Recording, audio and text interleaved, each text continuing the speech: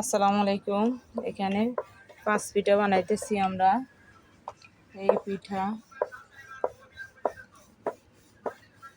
নারকেলের ফুরন,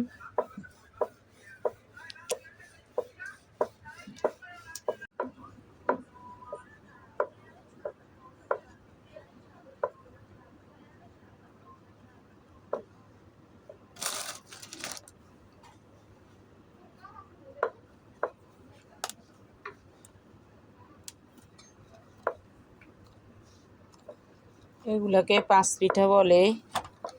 এখন আর এই পিঠার চল নাই তেমন। আগের যুগে অনেক চল ছিল এই পিঠাগুলো।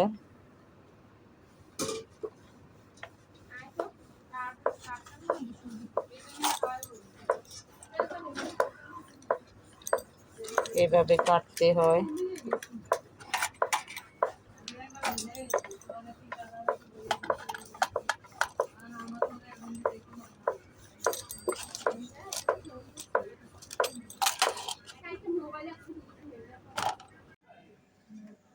পাঁচ পিঠা বানানো আমার কমপ্লিট হয়ে গেল। এখন আমি তেলে ভাজি করব। পিঠাগুলো এখন ভাজি করে নিতেছি।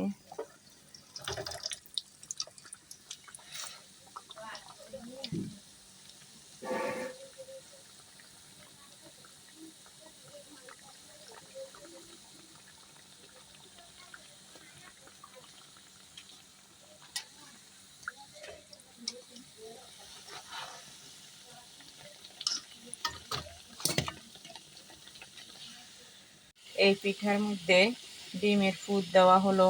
আমি আপনাদেরকে ভিডিওতে দেখালাম না, আরও দিন একলা একলা বানিয়ে আপনাদেরকে দেখাবো।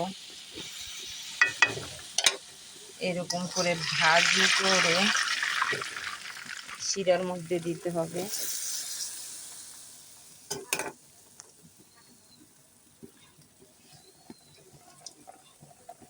শিরার মধ্যে দিয়ে এরকম উল্টিয়ে নেবেন যেন পিঠার ভিতরে ভালো করে শিরা ঢুকে।